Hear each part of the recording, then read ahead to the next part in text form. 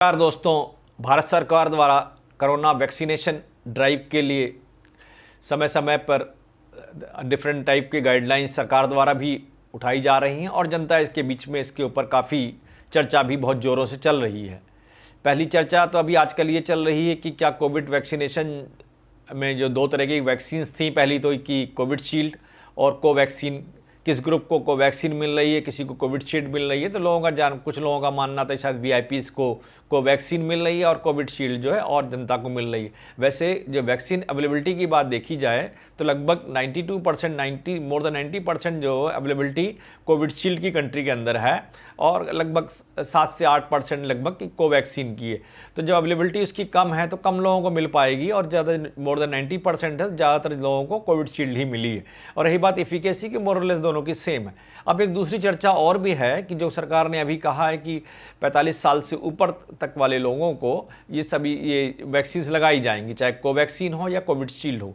अभी लेकिन ये चर्चा और बड़ी जोरों पर पड़ी जब से दिल्ली के मुख्यमंत्री अरविंद केजरीवाल ने कहा कि vaccination should be for all age groups, सभी एज ग्रुप्स के लिए आप कर दीजिए। और ये दिल्ली में कहते हैं मैं तो निःशुल्क में विदिन 3 मंथ्स सभी को लगवा दूंगा। और महाराष्ट्र के चीफ मिनिस्टर ने कहा नहीं, इसको मोर देन 25 ईयर्स तक के लोगों के लिए कर दीजिए और इसमें एलिजिबिलिटी उनकी बना दीजिए।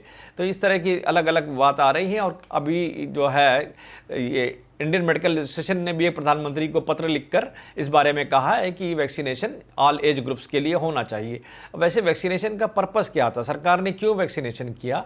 To protect most vulnerable section, मतलब के अंदर जो डेथ्स थी उसको कम से कम करने की कोशिश करना, उसकी डेथ रेट को कम करना, जो मोस्ट वल्नरेबल सेक्शन था। मोस्ट वल्नरेबल सेक्शन क्या था कि उन्होंने माना पहले 55 साल से ऊपर वाला, फिर और बोला 45% प्लस जो कोमॉर्बिडिटी के साथ में हो तो वो लोग वैक्सीनेशन करा सकते हैं। अभी जो उन्होंने 45 ईयर्स से ऊपर वाला कोई भी आदमी वैक्सीनेशन करा सकता है किसी भी नियरेस्ट सेंटर पे जाके। और वैक्सीन दो तरह से मिल रही है, सरकारी में तो ये फ्री ऑफ कॉस्ट है और आप प्राइवेट सेक्टर के हॉस्पिटल्स में जाइए तो दे आर चार्जिंग 250 रुपीज़ पर डोज। एक डोज का 250 रुपये ही चार्ज कर रहे हैं। और सरकार का मतलब इसके पीछे ये भी उद्देश्य था कि जो हेल्थ केयर के जो फ्रंटलाइन वर्कर्स हैं उनको भी प्रोटेक्ट करना, उनके अंदर भी डेथ रेट्स को कम करना, जिससे कि वो मैनेज कर सकें। जैसे सेकंड वेव अभी आया है कोरोना का, तो उसको एटलीस्ट वो मैनेज कर सकते हैं। वैक्सीनेटेड रहेंगे तो वो मैनेज करना उनके लिए आसान होगा। तो इसमें जब वैक्सीन जो लगवाने के लिए आप नियरेस्ट रजिस्ट्रेशन सेंटर चले जाइए, ऑनलाइन रजिस्ट्रेशन भी करा सकते हैं, ऑफलाइन भी करा सकते हैं।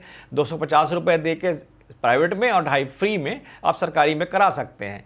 तो इस तरह का ये बात जो है वैक्सीन के बारे में चर्चा चल रही थी। और इवन IMA ने यहाँ तक सजेस्ट कर दिया कि भाई ऑल एज ग्रुप के लिए कर दीजिए और जो वैक्सीनेटेड लोग नहीं मैंडेटरी कर लीजिए, जो पब्लिक प्लेसेस पे जाते हैं लोग उनके लिए, और ये PDS पे जाने के लिए भी उनके लिए आप ये मैंडेटरी कर दीजिए। और रही बात इसमें एक स्पेशल फोकस क्या है इस बार का कि टेस्ट कीजिए, ट्रैक कीजिए, ट्रीट कीजिए, आइसोलेट कीजिए एंड वैक्सीनेट कीजिए पीपल को। वैसे कोविड का जो सैंपल टेस्टिंग हो रही है लगभग 450 लैब में थ्रू आउट इंडिया हो रही है। इसमें 230 के आसपास जो है लैब जो हैं गवर्नमेंट सेक्टर के अंदर और 220 के आसपास प्राइवेट सेक्टर के अंदर लैब्स हैं करीब। और आज की डेट में ये देखा जाए लगभग 10 करोड़ डोजेस करीब सरकार दे चुकी है। सरकार 10 करोड़ डोज, हाँ मेजॉरिटी में डोजेस जो है कोविडशील्ड की हैं इसके अंदर, इस बात को मानना पड़ेगा। अब भी यदि आप जो ऑल एजेस वाली बात कर रहे हैं तो इसको यदि आप कायदे से देखा जाए और ग्लोबली आप देखें तो पिक्चर काफ़ी डिफरेंट दिखाई पड़ेगी।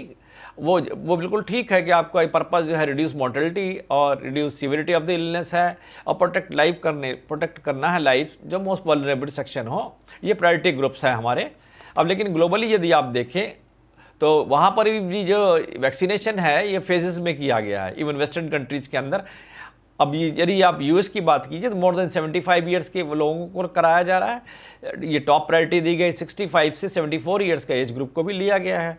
फ्रांस में मोर देन 50 ईयर्स के एज एट रिस्क हैं या मोर देन 60 ईयर्स वालों को भी, और टीचर्स को वैक्सीनेट पहले करने की बात की गई। स्वीडन में मोर देन 65 ईयर्स वालों को प्रायोरिटी दी गई है। इन ऑस्ट्रेलिया में मोर देन 55 ईयर्स के लिए है विद मेडिकल कंडीशंस हैं। और हाई रिस्क ग्रुप में जो उनके जो डिफेंस वालों को माना है, उन्होंने पुलिस को माना है, इमरजेंसी स्टाफ्स को माना है, इवन फायर को भी इन्होंने हाई रिस्क में काउंट किया है।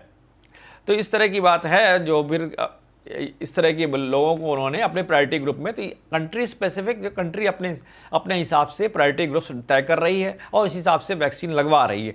तो इसमें मुझे नहीं लग रहा इसमें ज़्यादा बहस करने की ज़रूरत है। जैसे जैसे अवेलेबिलिटी बढ़ेगी, अभी इमरजेंसी अप्रूवल कई कंपनीज़ को सरकार ने दी है, उसके बाद से सप्लाई काफ़ी अच्छी हो जाएगी। सप्लाई हो जाने के बाद हो सकता है सरकार इस बारे में कोई ठोस निर्णय ले और वैक्सीन और लोअर एज ग्रुप्स के लिए भी परमिट करे लगवाने के लिए। तो इसमें बिना वजह हाय तौबा मचाने की ज़रूरत नहीं है, अननेसेसरी प्रोटेस्ट करने की ज़रूरत नहीं है। सरकार अपने काम सुचारू रूप से कर रही है और उनको करने दिया जाना चाहिए कि वैक्सीन जो है वो सभी मानते हैं सभी के लिए आवश्यक है, लेकिन जो प्रायोरिटी ग्रुप्स हैं उसको पहले लगवाने दीजिए और अवेलेबिलिटी भी देखिए क्या कितना अवेलेबल है हमारे पास वैक्सीन, उसी के अकॉर्डिंगली हम सबको दे पाएंगे। आशा है जानकारी आपको अच्छी लगेगी और अननेसेसरी आप ट्रबल से बचेंगे।